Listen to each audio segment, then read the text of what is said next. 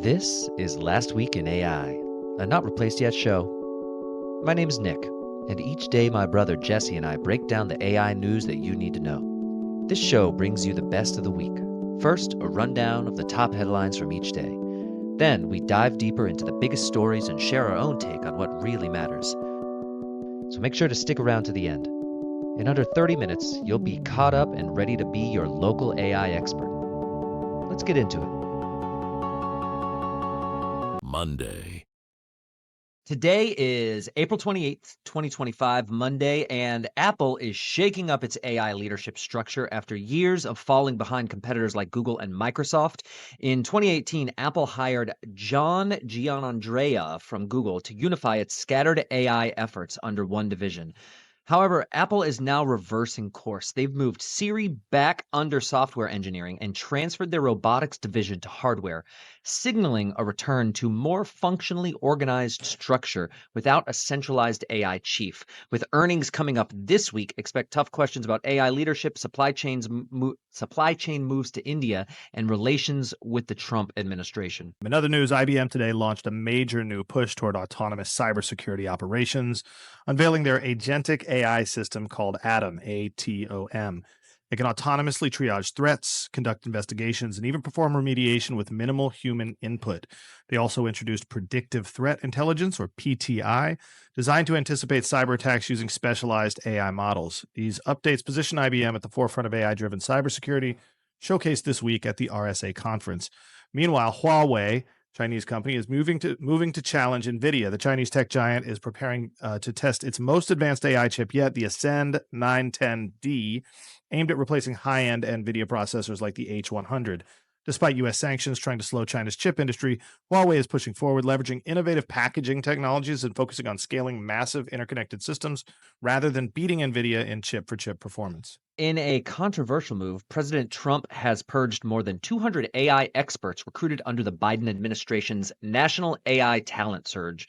These specialists had been embedded across federal agencies, helping modernize systems like Social Security and veteran health care. Their rapid dismissal is raising concerns. Not only is it a major loss of government expertise, but it could also make future tech recruitment harder.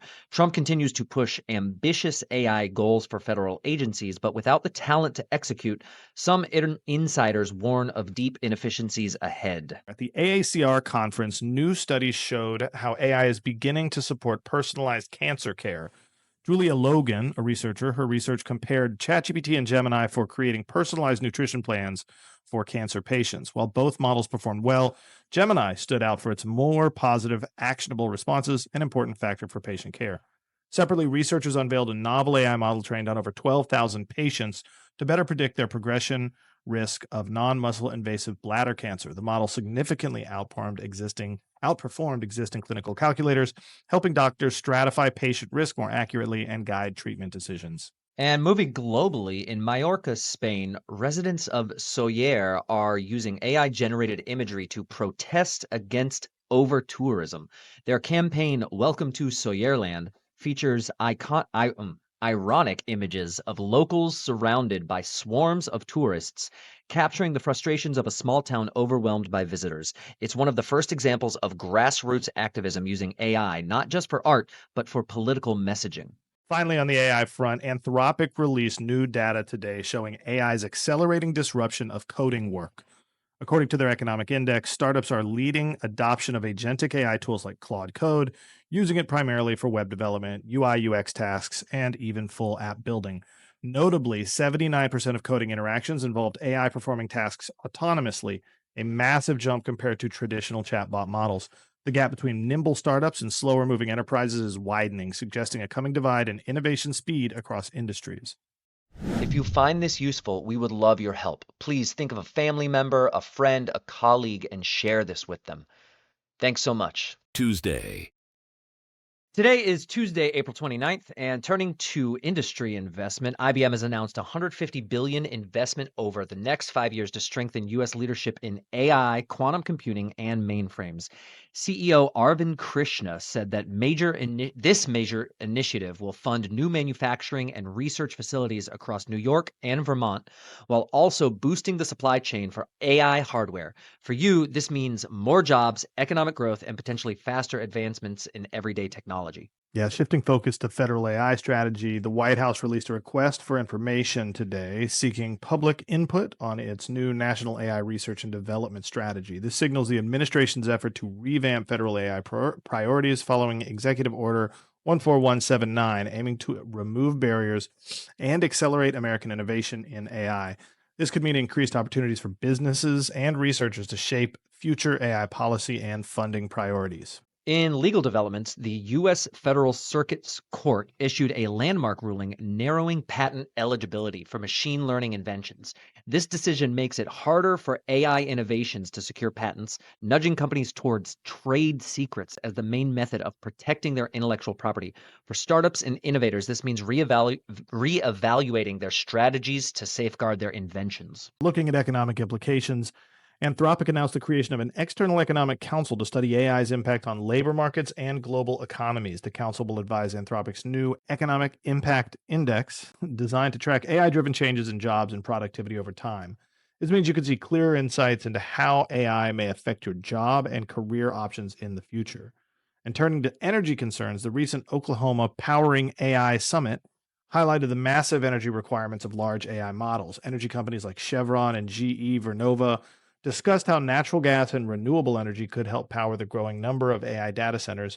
For consumers and environmental advocates, this could mean a greater focus on sustainable energy solutions in the tech industry. In the realm of AI developer ecosystems, Meta revealed at its first ever Llama Con that its Llama AI models have now been downloaded over 1.2 billion times. It launched a standalone Meta AI app to compete directly with ChatGPT and previewed a new API for developers to integrate Llama models into their own apps easily. This means greater accessibility and innovation for developers, potentially bringing you more diverse AI-powered applications. And finally, addressing the US China AI competition, President Xi Jinping visited Shanghai, urging the city to become a global leader in AI innovation.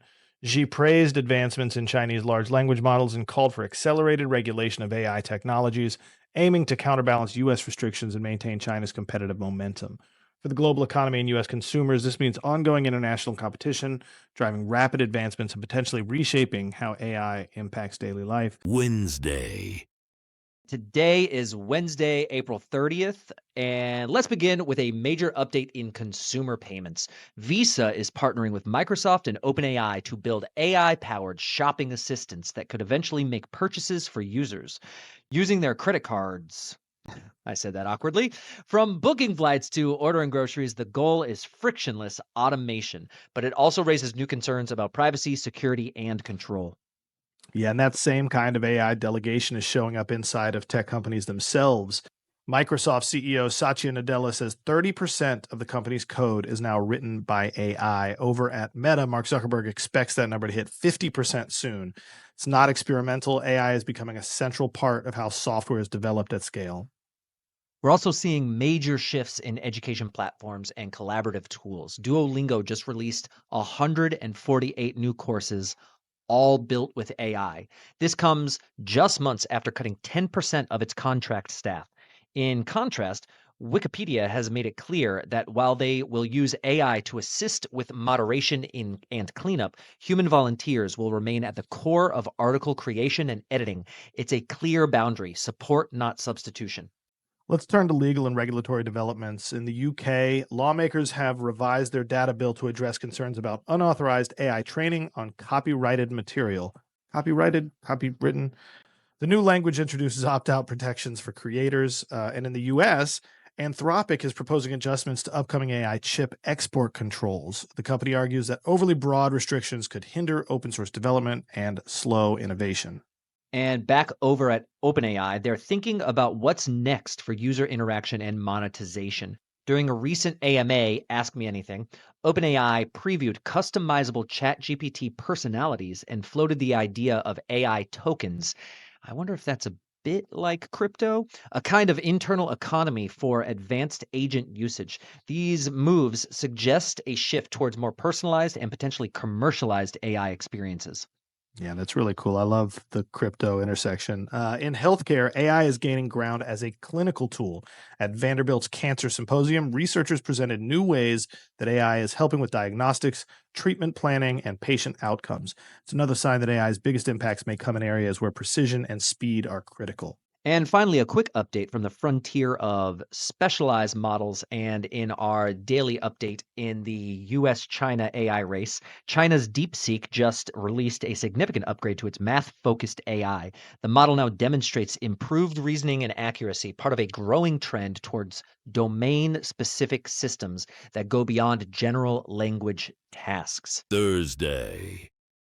Today is May 1st, Thursday, and the AI chip wars just got a bit louder. Nvidia CEO Jensen Huang publicly criticized Anthropic for supporting new export restrictions on advanced chips.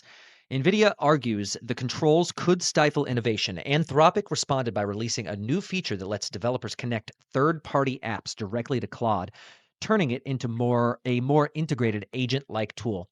And there's also a new player in the race for efficient models. AI2 has released a compact language model that reportedly outperforms similarly sized offerings from both Google and Meta. The model is open source and optimized for research and application embedding, part of a broader push towards small, nimble, deployable AI. On that note, Amazon is scaling in the opposite direction. They just announced Nova Premier, their largest model yet. It powers everything from AWS tools to Alexa and reinforces Amazon's strategy to stay competitive in foundation models despite trailing OpenAI and Google in name recognition. And I just want to call out Amazon, one of the, if not the largest investor in Anthropic. So just worth keeping ducks in a row there, Nick. Yeah, absolutely. And moving on over to Google, search just got a major AI boost. Google's expanded its AI mode, allowing users to ask more complex, multi-part questions and continue sessions seamlessly. It's now available to all Labs users in the US, hinting at a future where search becomes much more conversational. Meta, on the other hand, they're not shying away from big bets either. We just talked about Zuck and the Llama 4 release, but the company just forecasted it could generate 1.4 trillion with a T in revenue from generative AI by 2035. That number is bold and clearly intended to get Wall Street's attention, but also reflects how central AI is becoming to Meta's long-term business strategy. Yeah, there's also movement at the intersection of hardware and cloud, with Meta and Microsoft both raising capex projections to over 60 to 80 billion for AI infrastructure. Investors are rallying behind companies like Nvidia, Broadcom, and TSMC. The bet is clear. Data centers are the new gold mines of AI. On the healthcare front, researchers are now bringing AI to the eye clinic. A new imaging technique enhanced by AI can achieve cellular resolution of the retina using standard clinic equipment. That's a major leap forward for early detection of diseases like macular degeneration and a glimpse at how AI will quickly upgrade routine medical visits. And finally, a regulatory note from China. The country just launched a special campaign to curb AI misuse, focusing on fake content, IP violations, and unlabeled generated media. It's a part of a broader effort to assert control over fast moving AI developments while promoting state aligned models. Friday. Today is Friday, May 2nd. There's big movement in AI healthcare. At ASCRS 2025, Dr. Anne-Marie Hipsley debuted a digital twin of the aging human eye. It's called the Virtual Eye Simulation Analyzer, and it uses AI to model how eyes change over time. The goal? Personalized treatments for vision loss before it happens. AI isn't just used for diagnostics in the healthcare space, it's showing up in elder care too. A Wisconsin program is using AI tools to fight loneliness among seniors. WEAU reports that the Aging and Disability Resource Center is rolling out companion tech and virtual assistants that can carry on conversations and offer emotional support.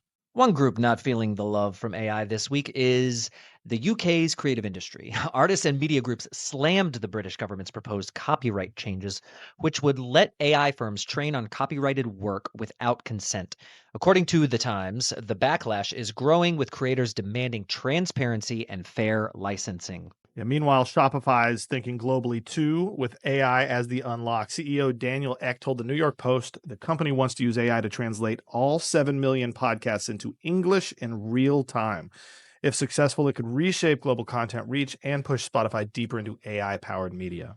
Back home, there is a quiet but significant shift in the U.S. tech labor market. Computer World reports that over 214,000 tech jobs were cut in April, one of the worst months in recent memory. While legacy roles shrink, hiring is still up in AI-related fields, and employers are doubling down on skills-based hiring rather than degrees or titles.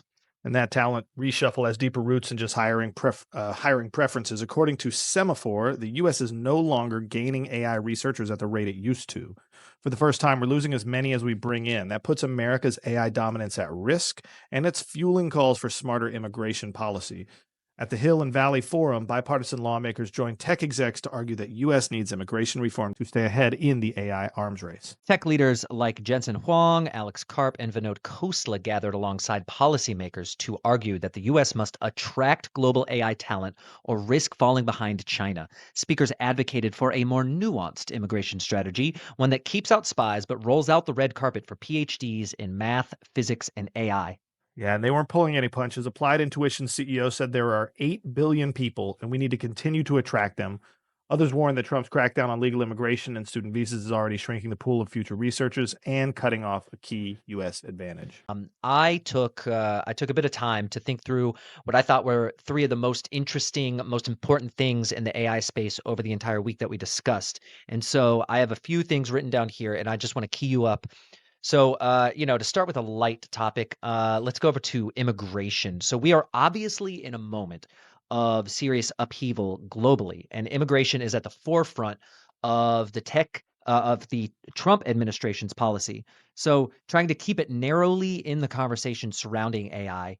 And this almost sounds silly saying it, but what are your thoughts on maintaining the U.S. as the premier place to attract high-level talent? I mean, we're going to be one of the places. Is that good enough? I don't know.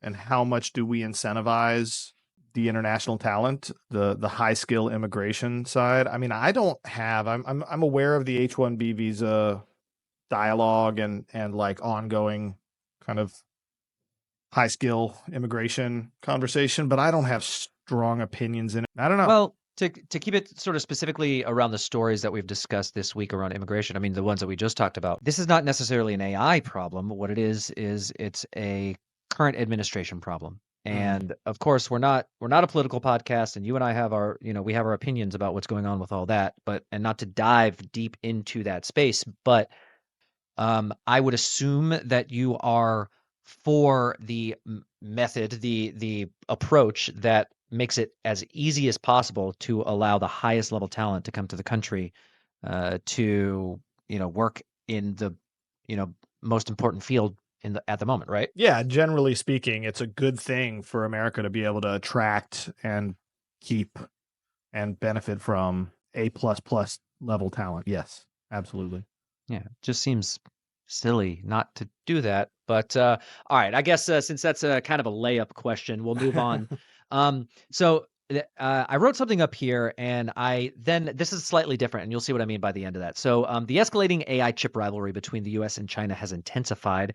Nvidia CEO Jensen Huang voiced concerns over U.S. export restrictions that have been proposed, and those restrictions have been vocally supported by Anthropic, which of course is a major U.S. player in the AI space. And his concerns are over that those restrictions potentially bolster China's technological advancements. Huang has cautioned that these limitations might inadvertently accelerate Huawei's progress in developing competitive AI chips such as the Ascend 910D, aimed at rivaling Nvidia's H100. And this development underscores the geopolitical stakes in the AI sector, where technological supremacy is closely tied to national security and economic influence.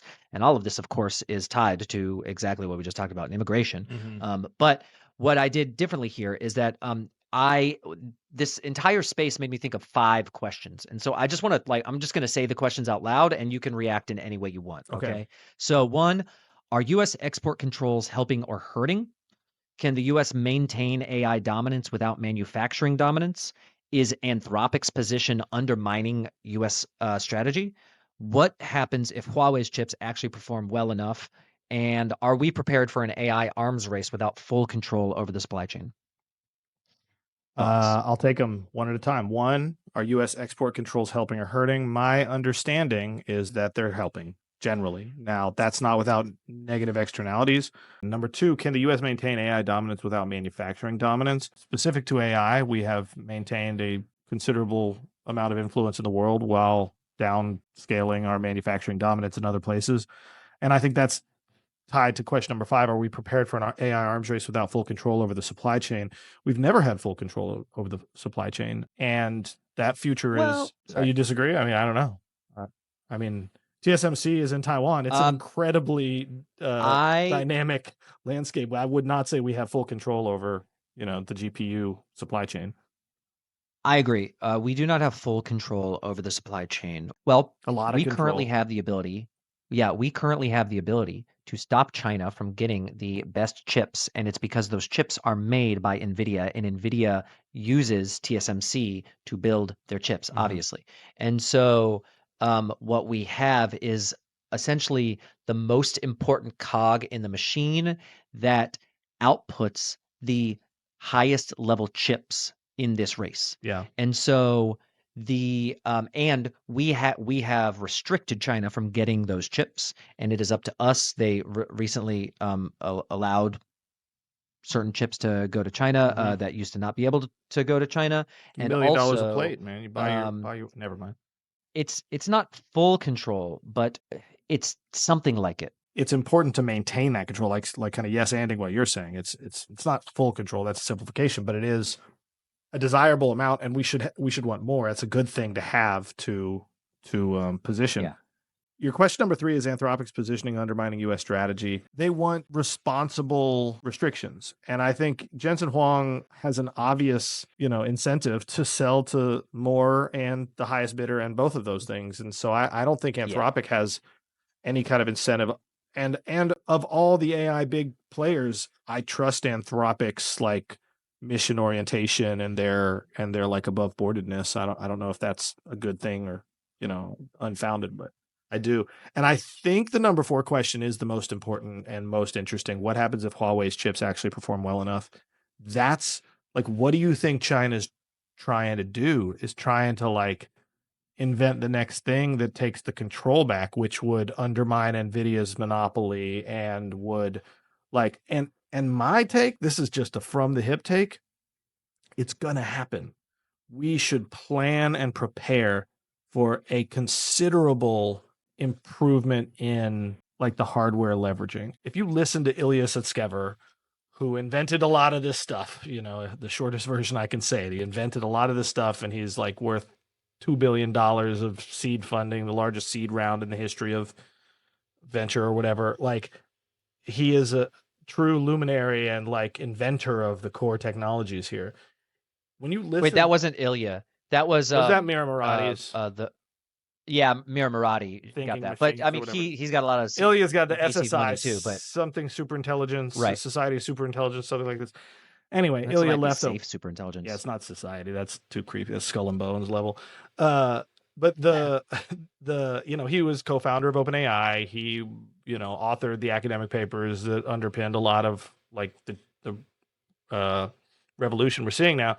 And if you listen to him, he is so simply comparing technology to human wetware to the brain, right? The amount of electricity that the brain takes to do the calculations is so minuscule. And I think about that a lot of we're building, gigawatt power centers and all sorts of massive monstrosities. A single algorithmic shortcut, whether Huawei does it or someone else, just changes everything. And I think Deepseek is going to be seen as a real tip of the iceberg of what disruption's possible. I mean, if CPUs undervalue GPUs, if those startups take off and kill it, that could be a global recession because of the amount of CapEx invested in GPUs. You know what I mean? Take hundreds of billions of dollars and evaporate the value that was supposed to create. If that drops in 2030, things change. Yeah. Yeah. All right. Well, Let's move on to the final topic, and it's a slightly lighter than immigration and the global race for AI supremacy. Visa and OpenAI are pushing AI deeper into shopping. Visa's new intelligent commerce platform lets AI agents search for products and make purchases on a user's behalf, while ChatGPT now offers personalized shopping suggestions through conversation. Together, these moves signal a shift toward frictionless AI managed commerce. It's fast and personalized, but it raises questions about control, fairness, and trust. And so I also wrote 5 questions here, and we can, we can answer them or not, whatever you want. But how will companies protect user trust and financial data? Who's really making the decisions, users or algorithms? Will AI favor big brands over smaller sellers? Do current laws cover AI-driven transactions? And will this change how actively people shop and spend? I want to, those are the 5 questions that came to mind when I was writing that out. But also, you know, you especially have been a marketer for so long now, and So long. so long. Um, you know, you were marketing before Shopify was a dominant player in this space, and there was a time, but there was the dominant player before that, and before that, and Craigslist and news ads and et cetera, et cetera. Mhm. And so, um, to me, this seems like the most obvious evolution of the shopping landscape. You have hyper personalized, smart recommendation engines that are, getting better and better daily. And so, of course, shopping is going to go here because they're going to optimize for higher sales. So, I don't know. Just what are your thoughts, maybe on any of those questions or just in general about that? I see the shopping impact as an emergent property of the fields getting to a certain place. For example, a ubiquitous AI assistant who is very low friction accessed, meaning that's in your earbud and it's good at listening and it's good at chiming in when you want it to and it stays out of your world when you don't. Glasses, Ray-Bans, whatever the thing is, or even a more frictionless mobile phone experience. That has to be to a certain point where I can just say, "Hey, show me I need some new shoes. Show me some new shoes," right? And I don't think that's happening. I think that's like at the very beginnings of happening. So right now, I don't see it as being a big impact. I see it as being 100% of the way people shop online in the future because I think that's going to eat all software. I think AI eats the browser, AI eats most mobile apps, and so like shopping starts to just kind of become part of what you do in there because it's where you digest the web, where you digest maybe social media even.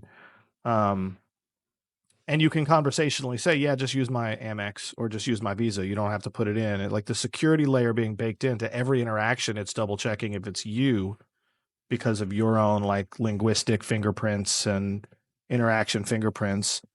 Like it should have to ask you for your password a lot less. It should like kill 2FA. We're lucky. Um, so I think like that part 3FA. That's what we need. 3FA. That part is like just the usability has to get a lot more like convenient and seamless before I think someone would go out of their way to like shop into that. Yeah.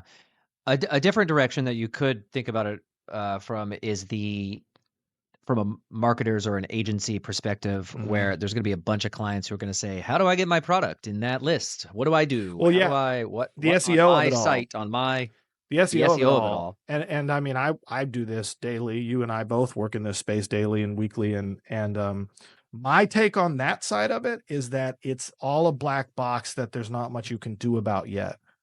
Like OpenAI is not releasing their web scraping best practices. So what you do is you lean on observation and you lean on legacy best practices.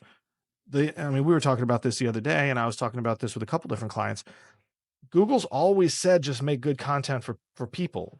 And so like on the one hand, there's been 2 to 3 decades of rocky, crazy developments. On the other hand, SEO's been the same game since day one. And AI is just trying to do the same thing that Google's algorithm has been, which is like think like a human and respond like a human with helpful results. And so like on the one hand, maybe MCP servers matter in SEO in the future because what it does is it helps give brands a syntax and a context to like frame their content to be the most digestible, it's still just make good content. You know what I mean? Us nerds in the middle layer will like have to tweak those that part of the stack. But the content people and the brand people are like, still just make good stuff, same as you always have been tasked with doing. So I don't know. Like I think it's too early to say how it will. It definitely will eat all of shopping. It definitely will take over. And I'm excited for it too, because I think the good parts will outweigh and the like gaps will get solved. One downside I can conceive of is like ghost brands like ghost kitchens. A ghost kitchen, right? Like, Well, yeah. I mean, it's kind of like a drop shipping world, right? That's what I would think of it as. Yeah. Like it's like you can think of an AI, an endless amount of AIs spinning up drop shipping companies that are pulling from, well, in the near term, not China, but maybe elsewhere, Vietnam, Indonesia, India, and depending on the tariff situation. And yeah, that would be like an AI ghost brand, like explosion. And so yeah. AI ghost brand explosion, band name called it. Band name, got it. That's Uh, heavy emo. And that's it for this week's Last Week in AI. If you found this helpful, we would love your support. Hit follow so you can get updates each week. A like and a comment help the algorithm know to push this out more. And most importantly, please think of a friend, a family member, a colleague who would benefit from this content and share this with them. Thank you so much for being here, and we'll see you next week.